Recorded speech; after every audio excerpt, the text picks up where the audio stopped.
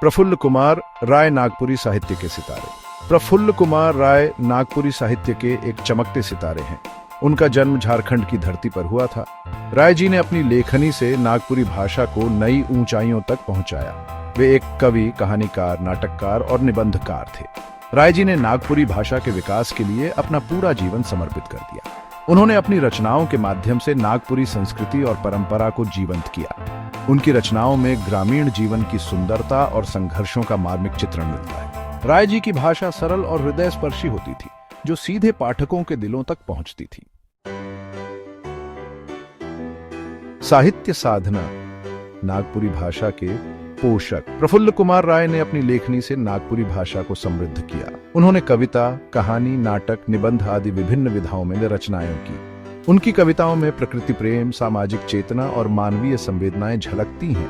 राय जी ने नागपुरी भाषा में आधुनिक कविता के प्रयोग भी किए। उनकी कहानियां ग्रामीण जीवन की सच्चाइयों को उजागर करती हैं।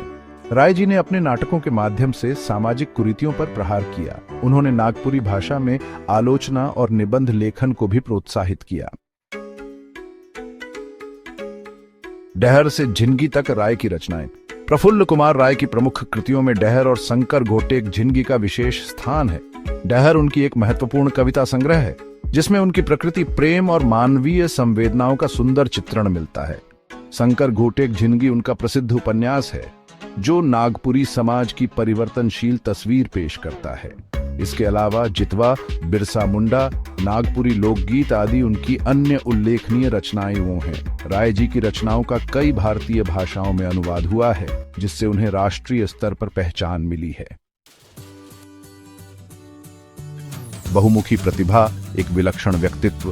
प्रफुल्ल कुमार राय सिर्फ एक लेखक ही नहीं, बल्कि एक बहुमुखी प्रतिभा के धनी थे। वे एक कुशल वक्ता, समाजसेवी और शिक्षाविद भी थे। उन्होंने नागपुरी भाषा और संस्कृति के प्रचार प्रसार के लिए अनेक संस्थाओं का गठन किया। राय जी ने अपने लेखन के माध्यम से लोगों में सामाजिक चेतना जगाने का काम किया। वे हमेशा समाज के वंचित वर्गों के उत्थान के लिए प्रयासरत रहते थे।